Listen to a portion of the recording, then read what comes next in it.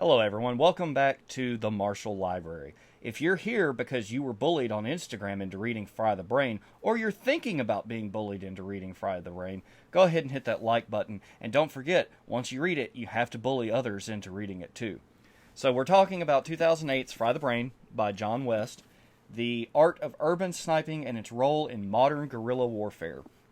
This is an excellent book. Just right out the gate, I'm going to recommend you read it. It's a bit long at 442 pages, and we'll get to that in a minute. But let's start with some positives.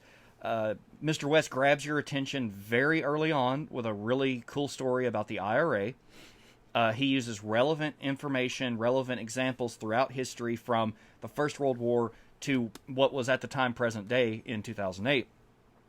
He's passionate and he's interested in his topic, which is really good for a book like this. That it as a result, it doesn't come off as being very dry. You can tell he's as interested in it as you are. He encourages you to do your own research. There's times where he says, "Hey, I came to these conclusions by watching these videos of these sniper attacks, but I encourage you to go find those videos and watch them for yourself and see what you can learn from them." That's really cool. That's something I'm gonna praise all day long when it comes to a book like this, is the author telling you, hey, go beyond this book, go beyond my research and do your own.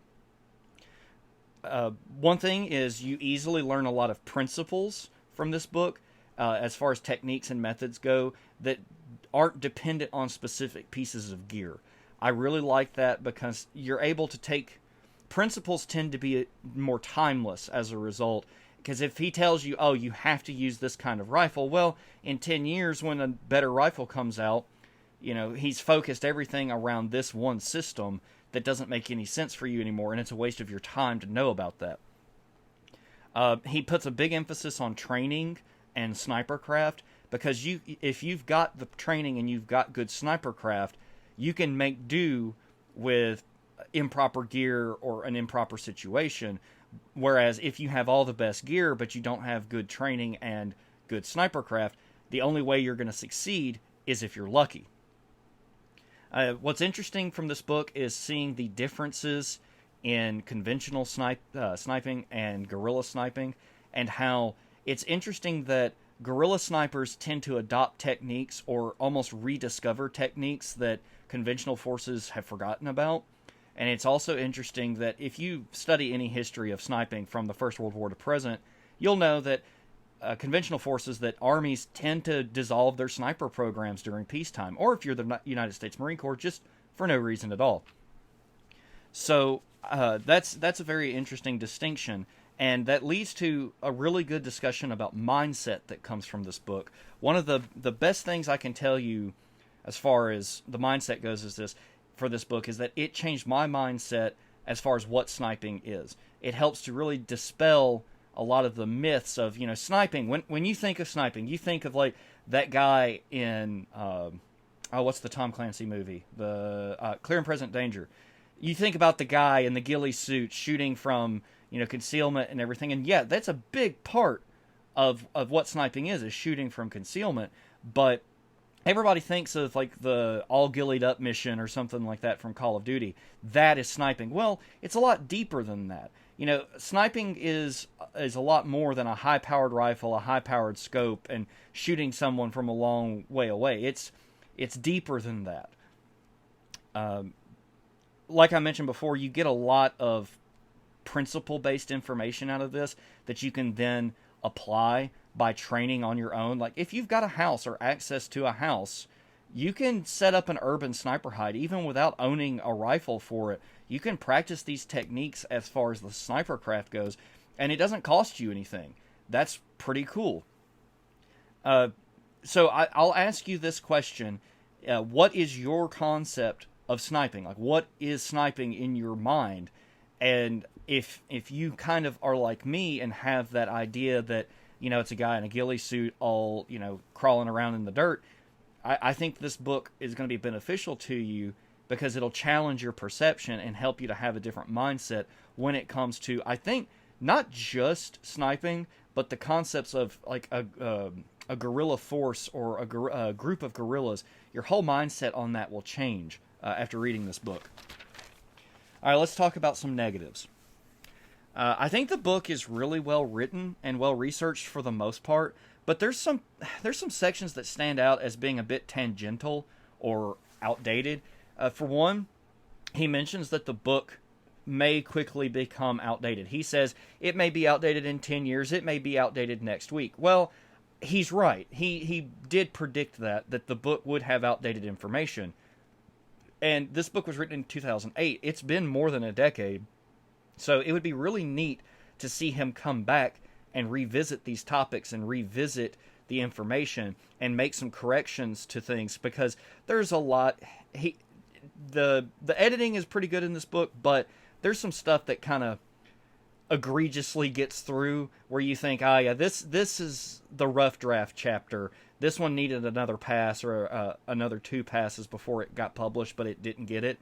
I think if he could go back and update some of the information to, reflect modern technology and even more modern examples. I mean, we've got the conflict in Ukraine, we've got the conflict in Syria.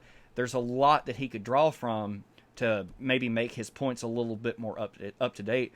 And also he could correct errors like ballistic information and things like that just being very wrong. But if you know anything about this, or you'd like to know anything about this, you can easily figure out what's wrong. Okay. The JFK chapter it stands out to me as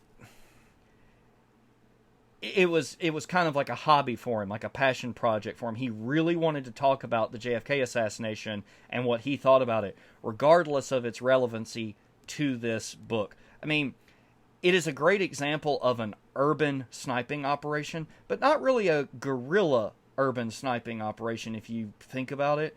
So he lays out a conspiracy for this, for the JFK assassination, that if you've seen the movie JFK will not be that unfamiliar to you. And to me, he kind of lost me on this chapter. There's way too many moving parts for this to really make sense. But what's worse is his sources for it.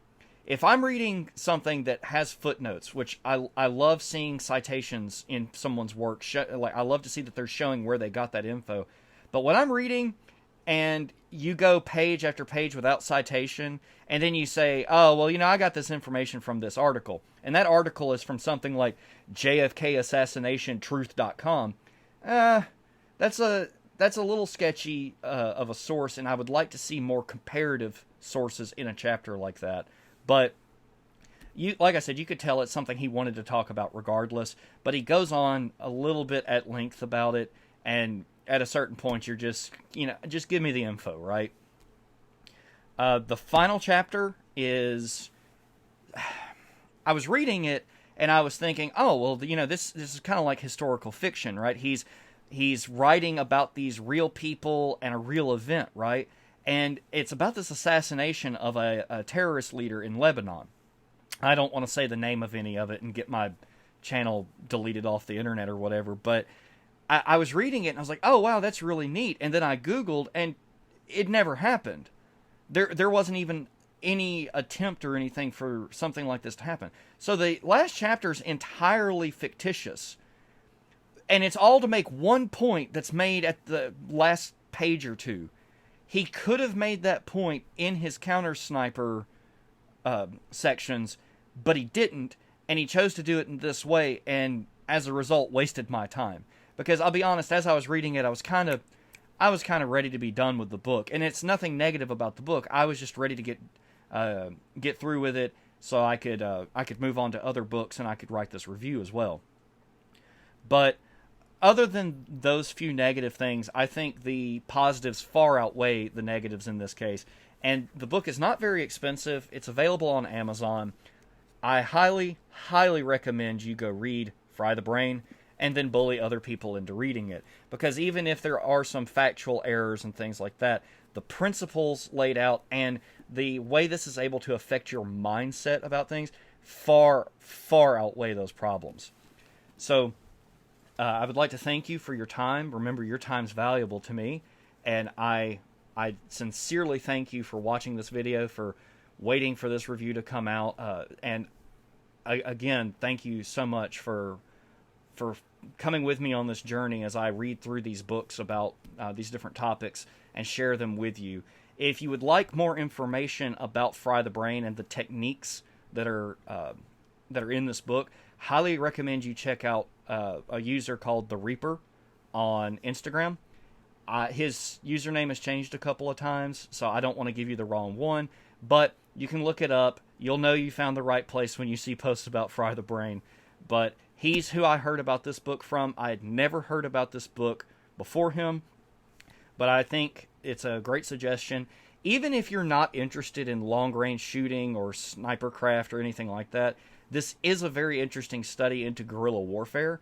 So if maybe, you're a soldier or whatever and you're studying about the different forms of warfare and you want to read a good book about guerrilla warfare, this is a great example. It's also one of the only books I've read about guerrilla warfare stuff that covers the war in Iraq. Of course, this came out before we withdrew from the war in Iraq and before we withdrew from Afghanistan. So I think there's probably some more lessons to be learned from those wars, from those conflicts, than what's in this book. But I think this book was a really good kind of stepping stone for me to start learning about the insurgency in Iraq. Anyway, again, thank you so much for watching this video, and I hope to see you on the next one. Goodbye.